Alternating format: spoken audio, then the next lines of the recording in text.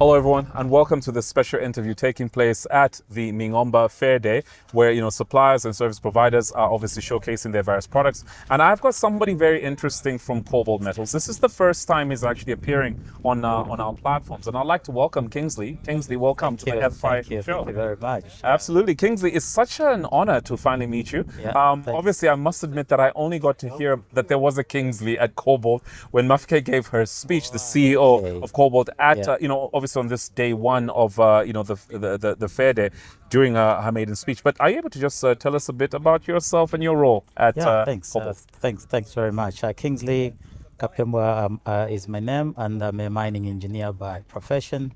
I've been in the mining industry for over 25 years, and most of my experience has been focused around mine build, and that's the experience that I'm bringing to KoBold.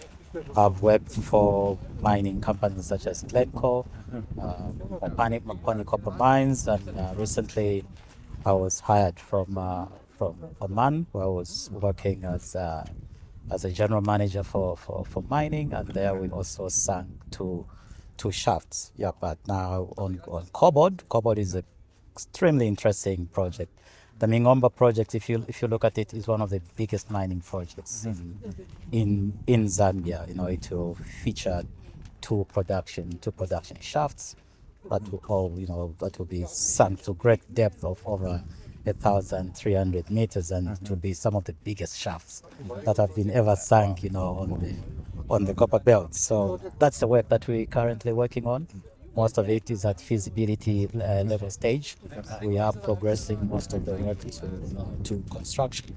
As our CEO mentioned, that we are aiming for start of construction sometime next year. So all of our focus is on that construction schedule to ensure that we stick to those timelines that have been given to us. And today's fair was quite actually interesting. We've brought about a lot of contractors. Some of them who we are working with as KoBold on the mine design, and some that are prospective partners on this remarkable journey that we are about to embark on.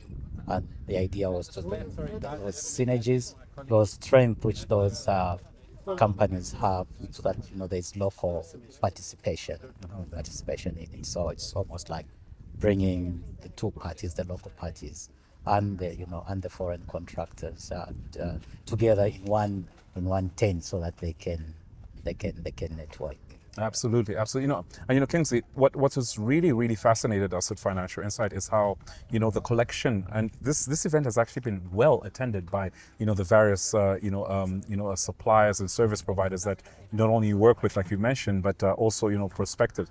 But when you sit in the management meeting and you plan an event like this, what is the motivation around it? And I think one of the other things that we observed was that you've shared a lot of information regarding the progress and status. So what is the motivation behind it, and what do you hope to achieve by hosting fairs like this? It's all about sending a statement, and the statement that KoBold wants to send out there is that it's here to stay, and it's here to ensure that there's local participation in all its programs. And this journey is for Zambia and is for Zambians, and that's the reason why we have to bring in all the guys, experts in the industry that know how to design the mine from concept to full execution, bring them together, tagging them with our local partners, and in that also transferring skills, so that the next set of shafts are not done by foreign companies. They are done by indigenous Zambians. You heard the minister mention the new mines that are coming up. So hopefully those mines will now be done by Zambians. Absolutely. So we had a chat with the minister, and he actually shared, and he's very passionate about the local content issue, which you're also very passionate about. Do you hope that events such as this would actually showcase to potential local content providers, what not only is the status of affairs at KoBold, but then what the potential of what could be if they participated in? Of course, that's what we are hoping for, and I think this platform provides, that chance, and it further, accelerates what the minister was talking about in trying to build those relationships and ensure that there is local content. And I'm sure this today has brought in, like what the minister says, the social, the social capital, for KoBold. KoBold has gone out to show that it wants to be part, and it's already providing that platform for local suppliers, to mingle, that local content to be concentrated under one tent and, projected, on a national scale.